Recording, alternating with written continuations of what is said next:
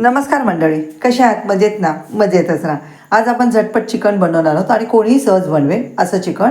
त्यासाठी 1 kilo chicken, 2 चमचे अद्रक लसूण पेस्ट, काश्मीरी लाल तिखट, धना पावडर, गरम मसाला, हळद, चवीनुसार मीठ, लिंबू, तेल, कसुरी मेथी, दही आणि फूड कलर सर्व मिक्स करायचं. 2 तास बाजूला ठेवायचं. 2 तासानंतर पॅनमध्ये चिकन लावून घ्यायचं. मीडियम गॅसवरती दोन्ही बाजूनी चांगलं खरपूस भाजून घ्यायचं. त्याच्यानंतर ह्याला स्मोक द्यायचा. खूप टेस्टी चिकन होतं. पातेल्यामध्ये तेल टाकायचं. त्याच्यामध्ये फोडणीला खडे गरम मसाले, 3 मोठे कांदे बारीक चिरलेले, हलकेसे लाल झाले की त्याच्यामध्ये 2 चमचे अद्रक लसूण पेस्ट, 3 टॅमॅटोची प्युरी, हळद, काश्मीरी लाल तिखट, धना पावडर, गरम मसाला, चवीनुसार मीठ. मसाले चांगले परतून झाकण ठेवायचं.